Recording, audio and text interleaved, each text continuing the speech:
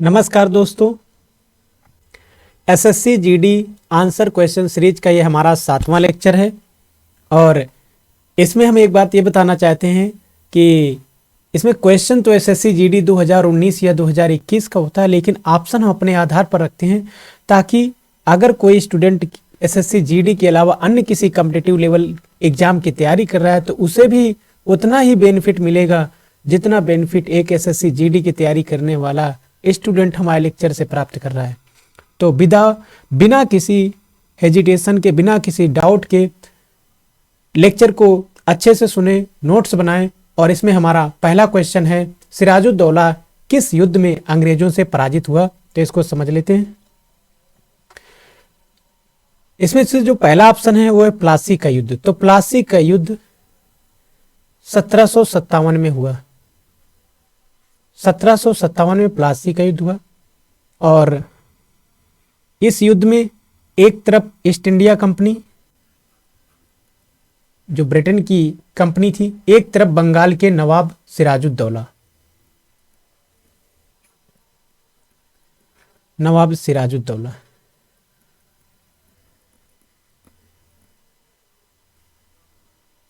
इसमें east India company की ओर से सेना का नेतृत्व रॉबर्ट क्लाइव कर रहा था।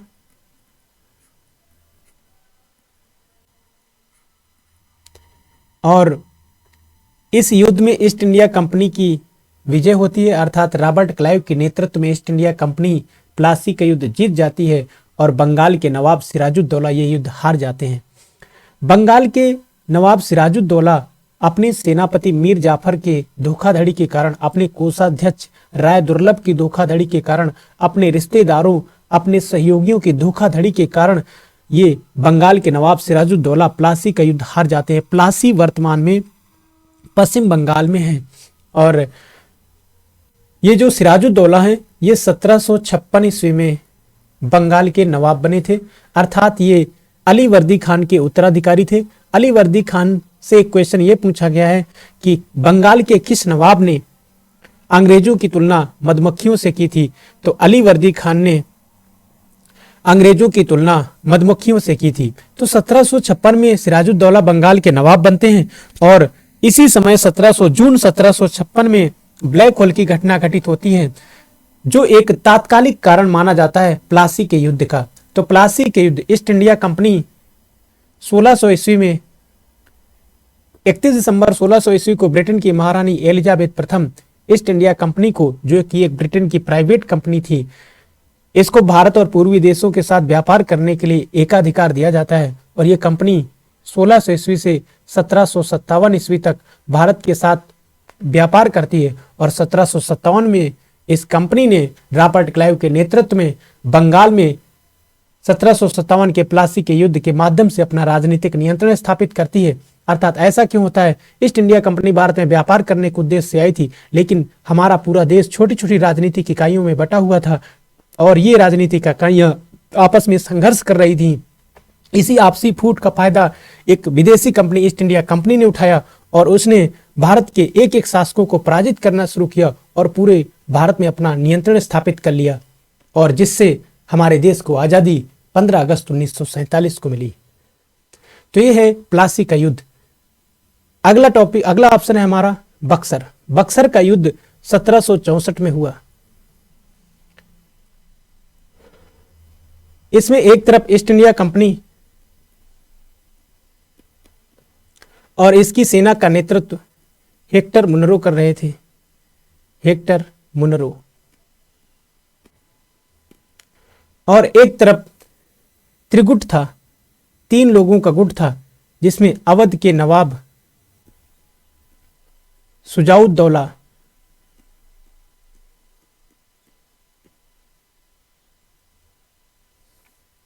बंगाल के नवाब मीर कासिम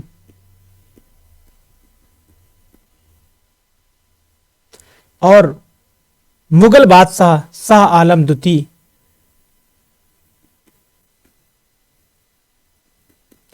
ये त्रिगुट एक तरफ था, एक तरफ East India Company. East India Company Hector Munro के नेतृत्व में इस त्रिगुट को पराजित कर देती है और इस पराजय के बाद ईस्ट इंडिया कंपनी बंगाल में अपना पूर्ण रूप से नियंत्रण स्थापित कर लेती है और इसी युद्ध के पश्चात 1765 में इलाहाबाद की संधि हुई और इस संधि को करने के लिए रॉबर्ट क्लाइव को दोबारा भारत में बुलाया जाता है। हालांकि वो 1760 में ब्रिटेन चला गया था, 1765 में वो इलाहाबाद की संधि को करने के लिए दोबारा भारत में आता है और इस संधि के तहत बंगाल में द्वैत शासन लगाया जाता है, अर्थात मुगल बादशाह शाह आलम द्वितीय 1765 में इलाहाबाद की संधि के तहत ईस्ट इंडिया कंपनी को बंगाल, बिहार, उड़ीसा की दीवानी अर्थात टैक्स वसूलने का अधिकार सौंप देते हैं। अगला ऑप्शन है हमारा वांडीवास का युद्ध। इसे समझ लेते हैं। वांडीवास का युद्ध 1760 ईस्वी में हुआ। यूरोप महाद्वीप से ईस्ट इंडिया कंपनी आई थी जो ब्रिटेन से थी। एक यूरोप महाद्वीप का एक अन्य देश है जिसका नाम है फ्रांस। फ्रांस से एक कंपनी आई थी, फ्रेंच कंपनी। तो अब यहां पर अपने अपने वर्चस्व की लड़ाई थी, अर्थात ईस्ट इंडिया कंपनी और फ्रेंच कंपनी में। तो 1760 ईस्वी में वांडीवास का युद्ध ईस्ट इंडिया कंपनी और फ्रेंच कंपनी के मध्य हुआ और इस युद्ध में ईस्ट इंडिया कंपनी की विजय होती है और फ्रेंच कंपनी पराजित होती है। अर्थात ईस्ट इंडिया कंपनी ने पहले तो यूरोप महाद्वीप से आने वाली भारत में विदेशी कंपनियों को पराजित किया और उसमें अपने आप को सर्वोपरि सिद्ध किया। इसके बाद भारतीय शासकों को पराजित करके भारत में अपना प्रभुत्व स्थापित करेगी ईस्ट इंडिया कंपनी। तो 1760 ईस्वी में ईस्ट इंडिया कंपनी ने फ्रेंच कंपनी को पराजित किया। अगला ऑप्शन है वेदरा का युद्ध। वेदरा का युद्ध 1759 ईस्वी में हुआ। इसमें एक तरफ ईस्ट इंडिया कंपनी और एक तरफ डचों को हॉलैंड अर्थात डच मतलब हॉलैंड या नीदरलैंड के लोगों को ही डच कहा जाता था। तो 1759 में ईस्ट इंडिया कंपनी ने रॉबर्ट क्लाइव के नेतृत्व में डचों को पराजित किया, अर्थात डचों को भी सीमित कर दिया ईस्ट इंडिया कंपनी ने।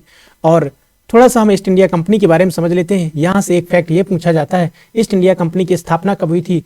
तो ब्रिटेन में एक प्राइवेट कंपनी थी जिसका नाम था मर्चेंट एडवेंचर्स। मर्चेंट एडवेंचर्स ने 1599 ईस्वी में एक अपनी अनुषंगी कंपनी की स्थापना की जिसका नाम था ईस्ट इंडिया कंपनी और इसकी स्थापना लंदन में हुई थी। और 31 दिसंबर 1600 ईस्वी को ब्रिटेन की महारानी एलिजाबेथ प्रथम ने ईस्ट इंडिया कंपनी को भारत और पूर्वी देशों के साथ व्यापार करने का एकाधिकार प्रदान कर दिया और ये एकाधिकार 1813 के चार्टर एक्ट के तहत समाप्त किया जाएगा, लेकिन चाय और चीन के साथ एकाधिकार बना रहेगा। ये वाला एकाधिकार 1833 के चार्टर एक्ट के तहत समाप्त किया जाएगा। अगले क्वेश्चन की ओर बढ़ते हैं। अगला क्वेश्चन है हमारा कि राज्य हड़प नीति को लागू करने वाला बंगाल का गवर्नर या वायसराय कौन था? अर्थात ऐसा कौन सा गवर्नर या वायसराय था जिसने डॉक्ट्रिन ऑफ लैप्स राज्य हड़प की नीति को लागू किया? तो इसमें से जो हमारा पहला ऑप्शन है इसे समझ ले, हालांकि इसका आंसर है लॉर्ड डलहौजी, लेकिन जो पहला ऑप्शन है इसको समझ लेते हैं लॉर्ड कैनिंग। लॉर्ड कैनिंग का कार्यकाल 1856 ईस्वी से 1862 ईस्वी तक रहा। लॉर्ड कैनिंग का कार्यकाल दो भागों में बटा हुआ था, अर्थात 1856 से 1858 और 1858 से 1862। इसे समझ लेते हैं। लॉर्ड कैनिंग भारत का अंतिम गवर्नर जनरल था, अर्थात 1856 से 1858 तक ये भारत का गवर्नर जनरल रहा और 1858 से 1862 तक ये भारत का वायसराय रहा। तो लॉर्ड कैनिंग भारत का अंतिम गवर्नर जनरल, ये फैक्ट पूछा जाता है, अंतिम गवर्नर जनरल और पहला वायसराय।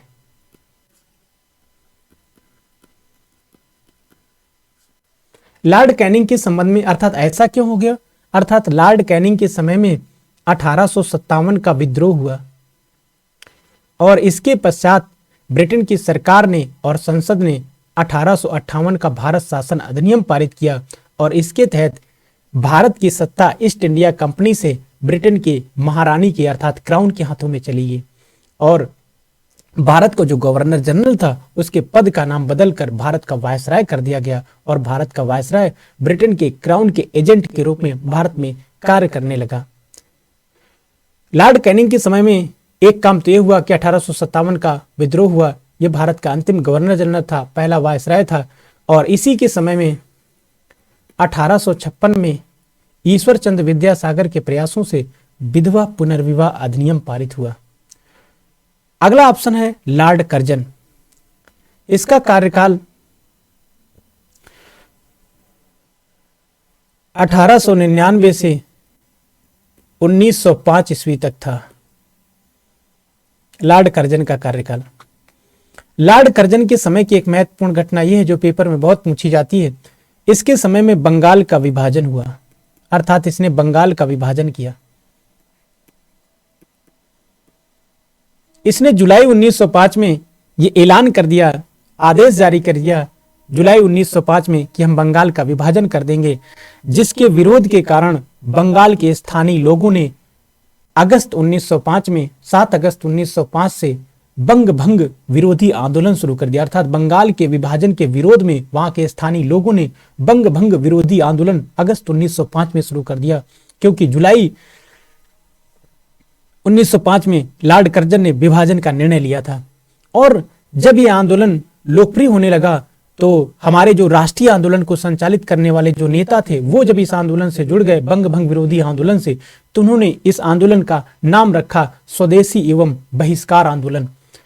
और 1905 में बंगाल विभाजन का निर्णय लिया गया और 16 अक्टूबर 1905 को बंगाल विभाजन कर दिया गया। और 1911 में ब्रिटेन के सम्राट जॉर्ज पंचम और महारानी मेरी का भारत ब्रिटेन के सम्राट जॉर्ज पंचम और महारानी मेरी भारत आए और इन्होंने बंगाल विभाजन को रद्द कर दिया और भारत की राजधानी कलकत्ता से दिल्ली स्थानांतरित करने का निर्णय लिया, जो 1912 से प्रभावी हुआ। अगला ऑप्शन है लॉर्ड वेलेजली। लॉर्ड वेलेजली 1798 से 1805 ईस्वी तक बंगाल का गवर्नर जनरल रहा। इसके समय की एक महत्वपूर्ण घटना है जो पेपर में पूछी जाती है। इसने सहायक संधि को लागू किया। सहायक संधि, सहायक संधि का मतलब क्या है? अर्थात इसके तहत भारत में जितने राजा और महाराजा थे उनमें लॉर्ड वेलेजली के द्वारा सहायक संधि राजाओं और महाराजाओं के ऊपर थोपी जाती थी, अर्थात मजबूर किया जाता था इस संधि को मानने के लिए राजाओं को और महाराजाओं को। इसके तहत एक सैन्य टुकड़ी उन राजाओं के दरबार में, अर्थात एक सैन्य टुकड़ी उन राजाओं के पास, ईस्ट इंडिया कंपनी की एक सैन्य टुकड़ी उन राजाओं के पास रहती थी। इसके बदले में उन राजाओं को अपने राज्य का एक बड़ा भूभाग ईस्ट इंडिया कंपनी को सौंपना होता था। अर्थात ईस्ट इंडिया कंपनी उन राजाओं को झूठी दिलासा दिलाती थी कि हम तुम्हारी सहायता के लिए अपनी एक सैन्य टुकड़ी तुम्हारे यहाँ तैनात कर रहे हैं और इसके एवज में तुम एक अपने राज्य का बड़ा भूभाग हमें सौंपोगे। अर्थात ये एक थोपी गई नीति थी, संधि थी, जिसे सामान्यतः भारत के राजा और महाराजा नहीं मानते थे, लेकिन मजबूरी में उन्हें मानना पड़ता था। अगला ऑप्शन है हमारा लॉर्ड डलहौजी। लॉर्ड डलहौजी का कार्यकाल 1848 से 1856 ईस्वी तक रहा। लॉर्ड डलहौजी ने राज्य हड़प की नीति लागू की। राज्य हड़प, डॉक्ट्रिन ऑफ लैप्स। राज्य हड़प की नीति क्या है? अर्थात इस नीति को लॉर्ड डलहौजी ने लागू किया। इसके तहत यह प्रावधान किया गया था कि भारत में जितने राजा और महाराजा हैं, अगर किसी राजा और महाराजा के खुद की संतान नहीं है, खुद का लड़का नहीं है, खुद का पुत्र नहीं है, तो वो उन राजा और महाराजाओं का राज्य ब्रिटिश साम्राज्य में मिला लिया जाएगा।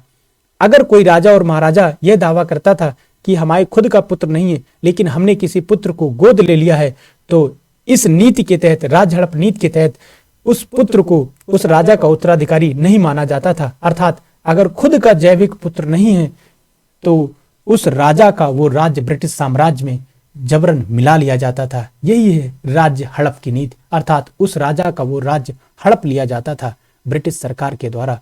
लॉर्ड डलहौजी के समय में एक महत्वपूर्ण घटना और हुई जो पेपर में पूछी जाती है। 1853 में लॉर्ड डलहौजी के कार्यकाल में भारत में पहली यात्री ट्रेन मुंबई से ठाणे के मध्य चली। अगले क्वेश्चन की ओर बढ़ते हैं। अगला क्वेश्चन है हमारा, रियाद किस देश की राजधानी है? रियाद, तो इसका आंसर हो जाएगा सऊदी अरब, अब पहले ऑप्शन की ओर देखते हैं। नेपाल, नेपाल की राजधानी कई एग्जाम में पूछी गई। नेपाल की राजधानी है काठमांडू।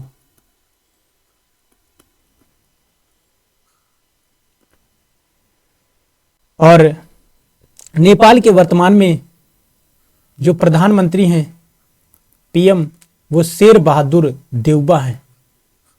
अभी हाल ही में नेपाल में चुनाव हुए हैं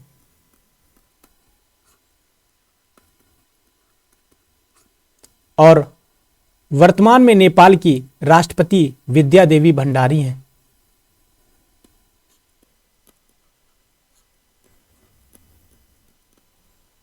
विद्या देवी भंडारी राष्ट्रपति हैं, शेर बहादुर देउबा प्रधानमंत्री हैं, काठमांडू यहाँ की राजधानी है।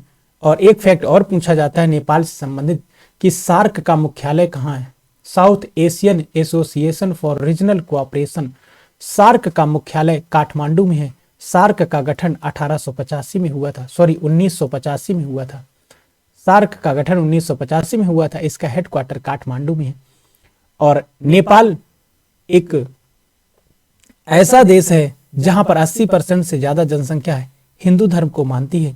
और हाल ही में यूपी पेट 2022 में एक क्वेश्चन पूछा गया था, वॉलीबॉल नेपाल का राष्ट्रीय खेल पूछा गया था। वॉलीबॉल नेपाल का राष्ट्रीय खेल है, ये पूछा गया था। नेपाल का राष्ट्रीय पशु पूछा जाता है गाय है। और दुनिया की सबसे ऊंची चोटी माउंट एवरेस्ट नेपाल में है, जिसे सागर माथा कहा जाता है। और भारत के 5 राज्य नेपाल के साथ सीमा साझा करते हैं। ये यूपी पेट 2021 में क्वेश्चन पूछा गया था। वो राज्य कौन कौन से हैं? उत्तराखंड, उत्तर प्रदेश, बिहार, पश्चिम बंगाल और सिक्किम। अगला ऑप्शन है हमारा जापान। जापान की राजधानी टोक्यो है। एक फैक्ट नेपाल के संबंध में और देख लेते हैं। नेपाल की करेंसी को रुपया कहा जाता है। हमारे यहाँ भी करेंसी को रुपया कहा जाता है, नेपाल में भी, यहाँ नेपाल के लोग भी अपनी करेंसी को रुपया कहते हैं। जापान की राजधानी टोक्यो है और यहाँ की करेंसी अर्थात मुद्रा को येन कहा जाता है। कई बार पेपर में पूछा गया है। और जापान के वर्तमान प्रधानमंत्री पीएम फुमियो किशिदा हैं।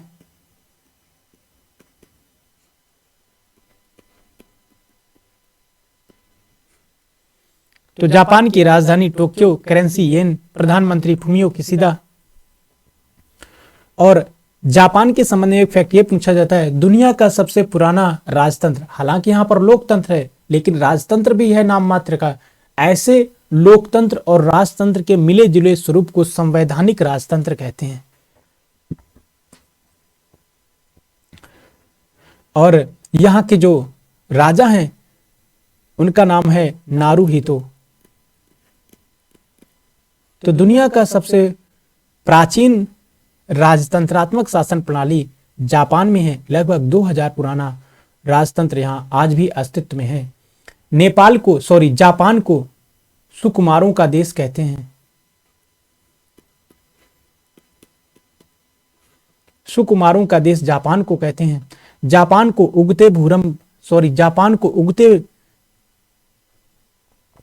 उगते सूरज की भूमि कहते हैं, अर्थात निप्पन। इसे निप्पन के नाम से भी जाना जाता है, उगते सूरज की भूमि। सऊदी अरब की राजधानी रियाद है। यहाँ की करेंसी अर्थात मुद्रा रियाल है।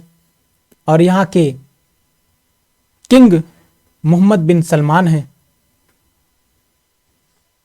और इस्लाम धर्म के पवित्र धार्मिक स्थल मक्का और मदीना ये सऊदी अरब में है। इस्लाम धर्म के संस्थापक मोहम्मद साहब थे और ये दोनों स्थल मोहम्मद साहब से संबंधित हैं जो सऊदी अरब में है। अगला ऑप्शन है बांग्लादेश। बांग्लादेश की राजधानी ढाका है। यहाँ की करेंसी टका है। यहाँ के प्रधानमंत्री शेख हसीना हैं। शेख हसीना यहाँ की प्रधानमंत्री हैं। यहाँ के राष्ट्रपति अब्दुल हमीद हैं।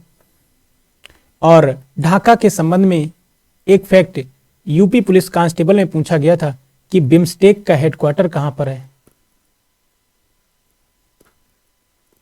बिम्स्टेक का हेडक्वार्टर ढाका में है। बिम्स्टेक का गठन जून 1997 में हुआ था और इसका हेडक्वार्टर ढाका में है। भारत का एक पड़ोसी देश है बांग्लादेश, और भारत की सबसे लंबी स्थलीय सीमा बांग्लादेश के साथ है। लगभग 4096 किलोमीटर लंबी सीमा है भारत और बांग्लादेश के। और भारत के वो राज्य जो बांग्लादेश के साथ सीमा साझा करते हैं उनमें से है पश्चिम बंगाल, असम, मेघालय, त्रिपुरा, मिजोरम। पश्चिम बंगाल, असम, मेघालय, त्रिपुरा और मिजोरम। त्रिपुरा भारत का एक ऐसा राज्य है जो तीनों ओर से बांग्लादेश के साथ घिरा हुआ है। त्रिपुरा और बांग्लादेश की सीमा रेखा को जीरो रेखा कहते हैं, शून्य लाइन कहते हैं। अगले क्वेश्चन की ओर बढ़ते हैं। अगला क्वेश्चन है हमारा कि कौन सा अनुच्छेद ग्राम पंचायतों के गठन से संबंधित है। तो इसका पहला ऑप्शन इसका आंसर है इस क्वेश्चन का। तो ये जो आर्टिकल 14 है ये भारतीय संविधान के भाग 4 जिसमें डीपीएसपी अर्थात राज्य के नीति निश्चित सिद्धांतों का उल्लेख है उसके अंतर्गत आता है। और जो वाद योग्य नहीं होती हैं डीपीएसपी, तो इसमें बताया गया है कि राज्य का यह कर्तव्य है कि वो पंचायतों का गठन करें। पंचायतों का गठन करना राज्य का कर्तव्य है और इस उद्देश्य को पूरा करने के लिए राज्य ने 73वां संविधान संशोधन अधिनियम 1992 में अर्थात 1992 73वां संविधान संशोधन अधिनियम 1992 पारित हुआ, जो 24 अप्रैल 1993 से लागू हुआ, जिसके तहत हमारे यहाँ पंचायतों का त्रिस्तरीय ढांचा अपनाया गया, अर्थात ग्राम पंचायत, क्षेत्र पंचायत और जिला पंचायत। और पंचायतों के गठन का त्रिस्तरीय ढांचा बलवंत राय मेहता समिति ने दिया था। अशोक मेहता ने पंचायतों के गठन का 2 स्तरीय ढांचा सुझाया था, लेकिन वर्तमान में जो पंचायतों के गठन का प्रावधान है जिसका उल्लेख संविधान में किया गया 73वें संविधान संशोधन के तहत, वो त्रिस्तरीय ढांचा है। और भारत में सबसे पहले पंचायतों की शुरुआत 2 अक्टूबर 1959 को राजस्थान के नागौर से हुई, हालांकि इसे संवैधानिक स्टेटस 1992 में दिया गया। अगला ऑप्शन है हमारा आर्टिकल 44। यह भी बहुत पूछा जाता है पेपर में। इसमें समान नागरिक संहिता का उल्लेख है। समान नागरिक संहिता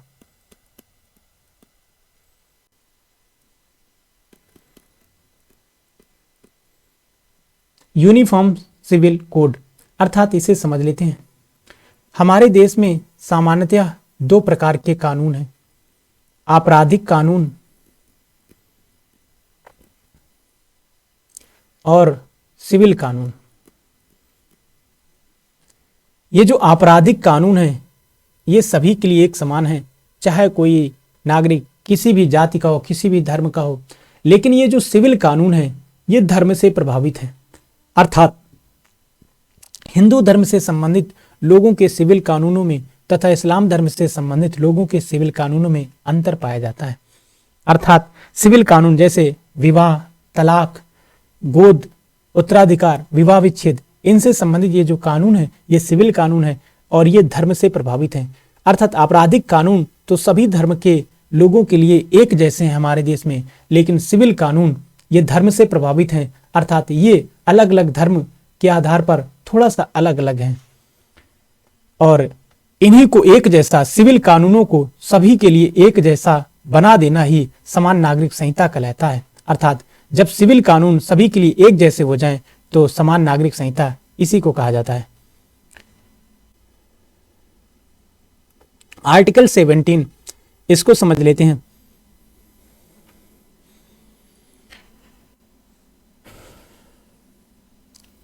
और इसके बाद अगला ऑप्शन है आर्टिकल 21 में प्राण एवं दैहिक स्वतंत्रता के अधिकार का उल्लेख है। प्राण एवं दैहिक स्वतंत्रता।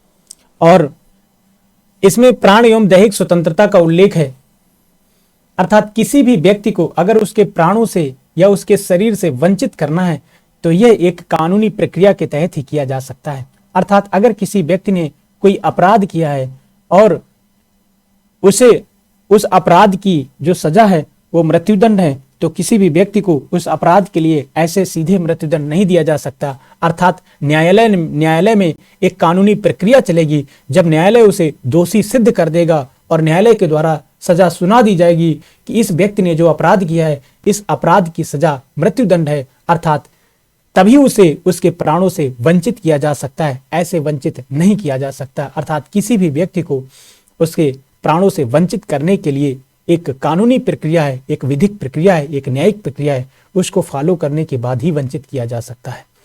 अन्य विभिन्न प्रावधानों के माध्यम से, सर्वोच्च न्यायालय के निर्णयों के माध्यम से कुछ अन्य प्रावधान भी इसी आर्टिकल में जोड़े गए, जैसे इसी में निजता के अधिकार का उल्लेख है। निजता का अधिकार, राइट टू प्राइवेसी। किसी भी व्यक्ति को अपने निजी बातें, निजी जानकारी अपने पास बनाए रखने का अधिकार है। अर्थात किसी भी व्यक्ति को बाध्य नहीं किया जाएगा कि वो अपनी निजी जानकारी किसी अन्य व्यक्ति को शेयर करे। अगर उसकी इच्छा है तो शेयर कर सकता है, नहीं इच्छा है तो नहीं शेयर कर सकता है। यही उसका निजता का अधिकार है। आर्टिकल 17 में अस्पृश्यता के अंत का उल्लेख किया गया है।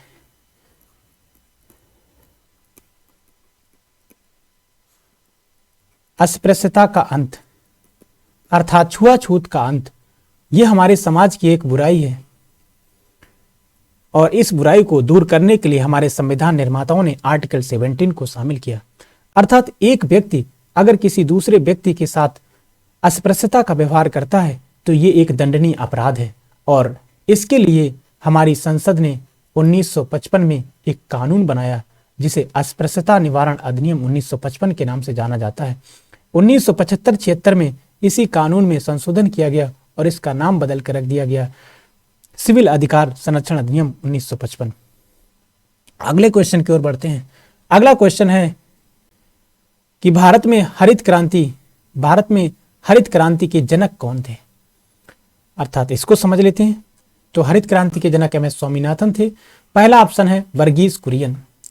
तो भारत में श्वेत क्रांति के जनक, श्वेत क्रांति जो दुग्ध उत्पादन से संबंधित है, इसी को ऑपरेशन फ्लड कहते हैं।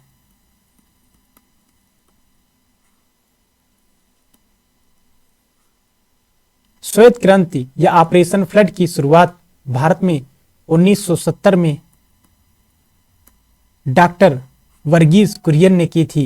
ये केरल से थे और 1970 में इन्होंने श्वेत क्रांति या ऑपरेशन फ्लड की शुरुआत की और इसकी शुरुआत इन्होंने गुजरात के आनंद में नेशनल डेयरी डेवलपमेंट बोर्ड से की थी। और डॉक्टर वर्गीज कुरियन के जन्म दिवस को अर्थात 26 नवंबर को राष्ट्रीय दुग्ध दिवस के रूप में मनाया जाता है।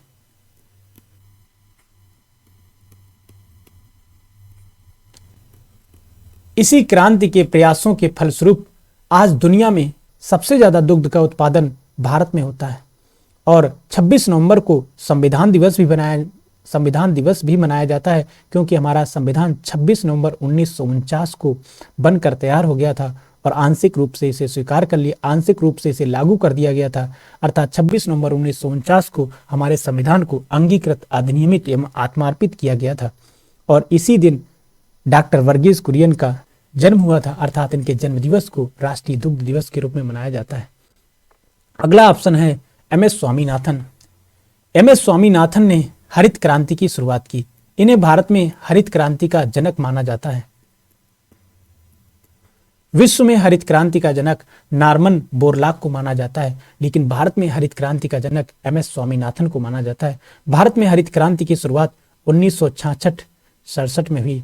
एक क्वेश्चन यहां से ये पूछा जाता है कि हरित क्रांति किस पंचवर्षीय योजना के दौरान शुरू हुई। तो हम समझ लेते हैं, जब हरित क्रांति की शुरुआत हुई इस दौरान कोई पंचवर्षीय योजना नहीं चल रही थी। इस दौरान योजना अवकाश था। 1966 से 1969 के दौरान योजना अवकाश चल रहा था, अर्थात 3 वार्षिक योजनाएं तैयार की गई थी। इसी दौरान हरित क्रांति की शुरुआत हुई क्योंकि हमारे देश में खाने के लिए लोगों के पास अनाज नहीं था और भारत सरकार खाद्यान्न उत्पादन में आत्मनिर्भर बनना चाहती थी। इसलिए हरित क्रांति की शुरुआत हुई। और हरित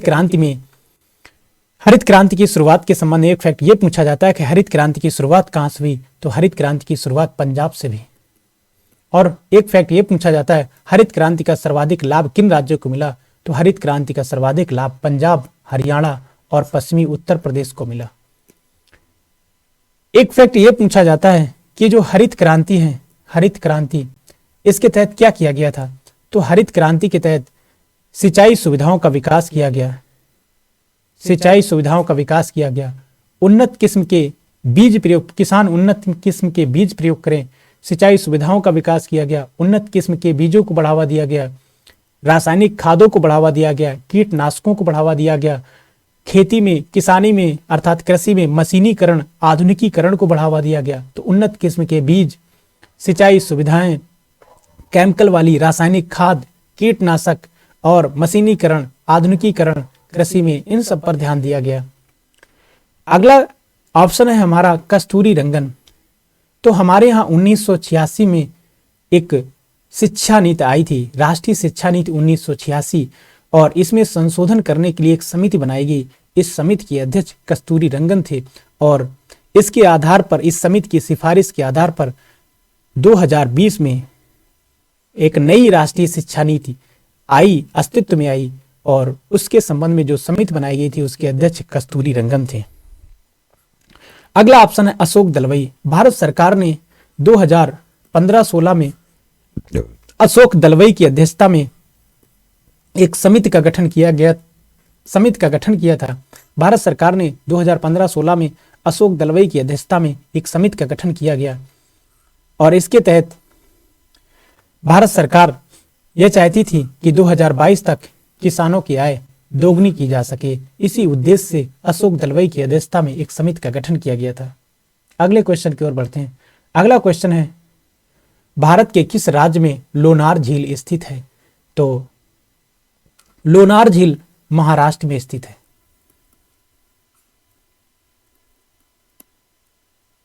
ऐसा बताया जाता है कि उल्का पिंड के गिरने से महाराष्ट्र में लोनार झील का निर्माण हुआ था।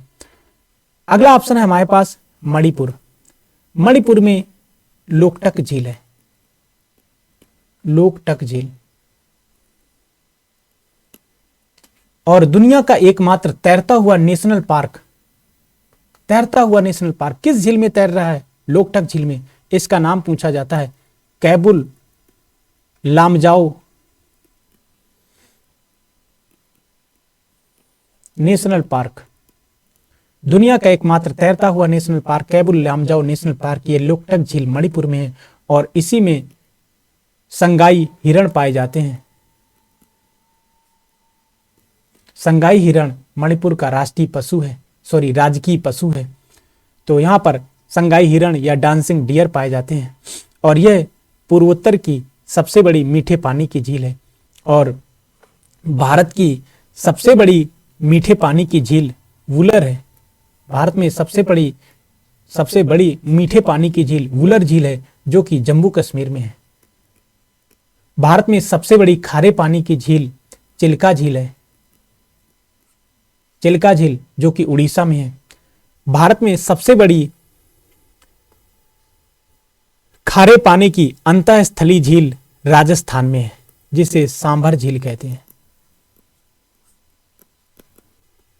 तो भारत में सबसे बड़ी खारे पानी की अंतःस्थलीय झील, ऐसी झील जो समुद्र को नहीं स्पर्श कर रही है उसे अंतःस्थलीय झील कहते हैं। तो खारे पानी की देश के अंदर जो सबसे बड़ी झील है वो सांभर झील है जो राजस्थान में है और चिल्का झील ये समुद्र को स्पर्श करती है। तो खारे पानी की सबसे बड़ी झील अर्थात लैगून है और मीठे पानी की सबसे बड़ी झील वुलर झील है जो जम्मू कश्मीर है। जम्मू कश्मीर में डल झील भी है जहां पर स्टेट बैंक ऑफ इंडिया ने अपना तैरता हुआ एटीएम स्थापित किया था। यह भी एसएससी जीडी में पूछा गया था। आंध्र प्रदेश में कोलेरू झील है। आंध्र प्रदेश में कोलेरू झील है। यह कृष्णा और गोदावरी के मध्य में स्थित है, इन दो नदियों के। अगले क्वेश्चन की ओर बढ़ते हैं। अगला क्वेश्चन है, मनुष्य में गुणसूत्रों में के कितने युग्म पाए जाते हैं, अर्थात मनुष्य में कितने जोड़े गुणसूत्र पाए जाते हैं।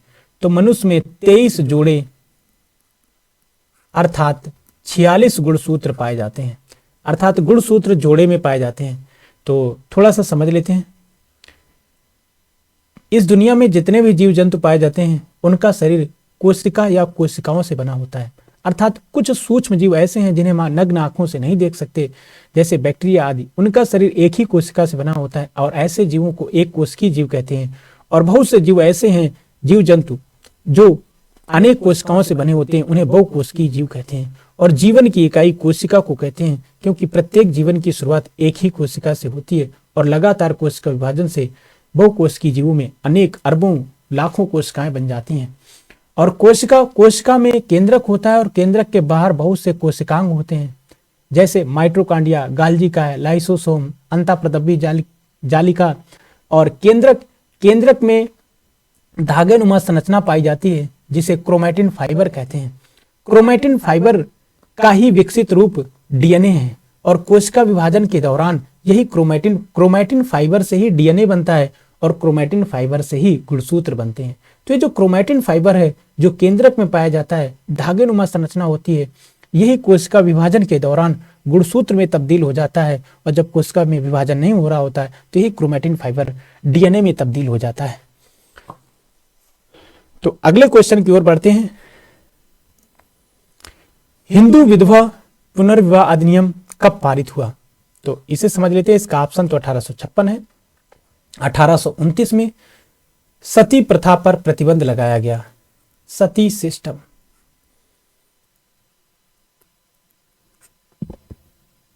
यह हमारे समाज की एक बुराई थी। इसके तहत यदि किसी स्त्री का पति मर जाता था तो हमारा समाज और उस घर के लोग, जिस घर में पुरुष कोई खत्म हो जाता था तो उसकी पत्नी को उस पुरुष की चिता में जिंदा जला दिया जाता था। यही है सती प्रथा, अर्थात उस महिला को बाध्य किया जाता था। कुछ महिलाएं तो अपनी इच्छा से अपने पति की चिता में जल जाती थी और अधिकांश महिलाओं को बाध्य किया जाता था ताकि वो जल जाए अपने पति की चिता में। यही है सती प्रथा और ये हमारे समाज की बुराई थी। और इस बुराई को दूर करने के लिए अथाह प्रयास किया, एक आंदोलन चलाया हमारे देश के राजा राममोहन राय।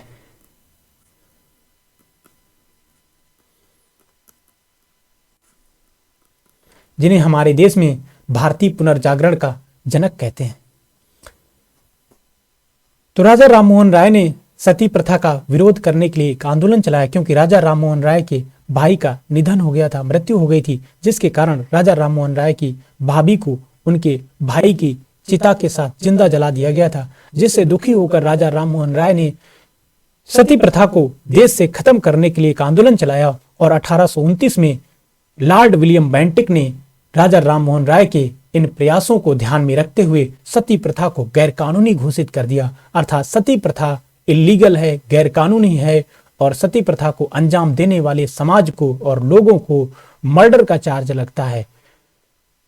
अगला ऑप्शन है 1856। 1856 हिंदू विधवा पुनर्विवाह अधिनियम पारित हुआ था। हिंदू विधवा पुनर्विवाह अधिनियम।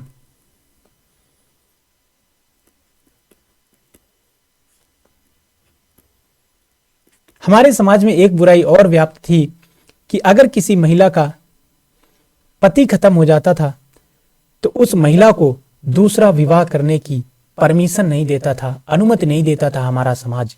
और उस महिला को, जिसका पति खत्म हो जाता था, उसे घर में दोयम सदस्य का अर्थात दोयम दर्जे का सदस्य माना जाता था। उसके साथ गलत व्यवहार किया जाता था, बचा खुचा भोजन उसे दे दिया जाता था और उसके साथ घरेलू हिंसा का व्यवहार किया जाता था और एक दयनीय जीवन व्यतीत किया जाता था ऐसी विधवाओं के द्वारा।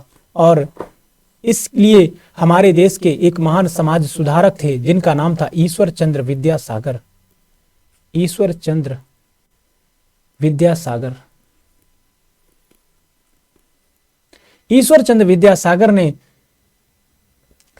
एक आंदोलन चलाया कि हमारे देश में जो महिलाएं विधवा हो चुकी हैं, जो महिलाएं विधवा हो जाती हैं, उन्हें हमारा समाज दोबारा विवाह करने की अनुमति दे ताकि वो अपना बचा हुआ जीवन अच्छे से बिता सकें।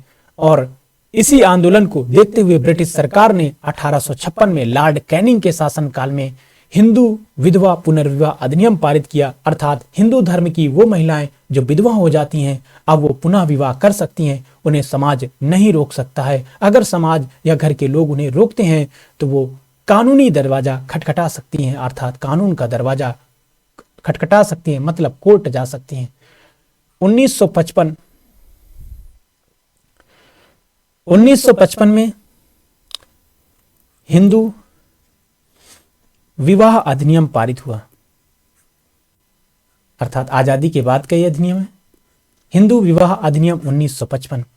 इसके तहत कई प्रावधान किए गए। इसमें से एक प्रावधान यह है कि हिंदू धर्म का कोई भी व्यक्ति एक समय में एक ही विवाह करेगा, अर्थात अपने जीवन साथी के जिंदा रहते हिंदू धर्म का कोई भी व्यक्ति दूसरा विवाह नहीं कर सकता है, जबकि इस्लाम धर्म में ऐसा नहीं है। इस्लाम धर्म में कोई पुरुष एक पत्नी के जिंदा रहते, अर्थात इस्लाम धर्म में कोई पुरुष एक साथ 4 विवाह कर सकता है, जबकि हिंदू धर्म में एक ही विवाह कर सकता है। ये बात हिंदू विवाह अधिनियम 1955 से पता चलती है। अगला ऑप्शन है 1956। 1956 में हिंदू उत्तराधिकार अधिनियम का उल्लेख है। हिंदू उत्तराधिकार अधिनियम, हिंदू उत्तराधिकार अधिनियम का उल्लेख 1956, हिंदू उत्तराधिकार अधिनियम 1956। इसमें यह बताया गया है कि माता पिता की मृत्यु के बाद उनकी जो संपत्ति है उसका उत्तराधिकारी कौन होगा। तो इसमें सामान्यतः बेटे को प्राथमिकता दी जाती थी, लेकिन 2005 में इसमें संशोधन किया गया और बेटी भी चाहे तो बराबर का हकदार है, बेटी भी अपने पिता की संपत्ति में। अगला क्वेश्चन है हमारा, त्वचा की बाहरी परत को कहते हैं। तो त्वचा की बाहरी परत को एपिडर्मिस कहते हैं। डर्मिस, त्वचा की ऊपरी परत को डर्मिस और बाहरी परत को एपिडर्मिस कहते हैं। त्वचा की बाहरी परत को एपिडर्मिस कहते हैं और अंदर वाली परत को डर्मिस कहते हैं। और डर्माटोलॉजी, डर्मा मीन्स त्वचा, डर्माटोलॉजी मतलब त्वचा का अध्ययन, त्वचा का अध्ययन, त्वचा के अध्ययन को डर्माटोलॉजी कहते हैं। मिलेनिन, मनुष्य की त्वचा में एक विशेष प्रकार की कोशिकाएं पाई जाती हैं, विशेष प्रकार की कोशिकाएं पाई जाती हैं जिन्हें मिलेनोसाइट कहते हैं।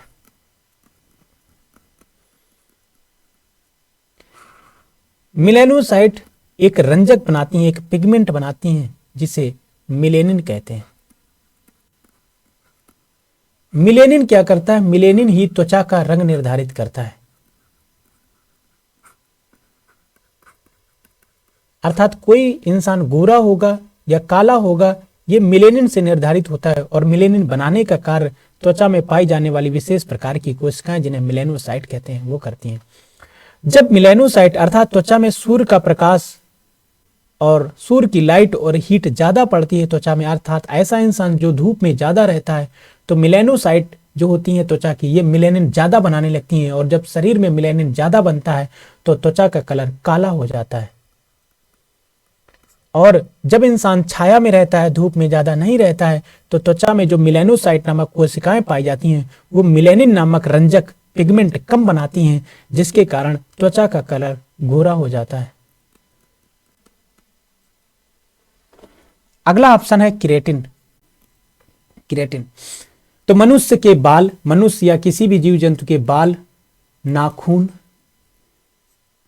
सींग, जानवरों की सींग, जानवरों के खुर, पक्षियों के पंख, ये सभी मृत प्रोटीन से बने होते हैं। बाल, नाखून, सींग, खुर, पंख ये सभी डेड प्रोटीन से बने होती हैं और ऐसी डेड प्रोटीन को केराटिन कहते हैं। तो थैंक यू दोस्तों, आज हमने एसएससी के 9 क्वेश्चन डिस्कस कर लिए संक्षिप्त में with explanation Thank you for listening and watching.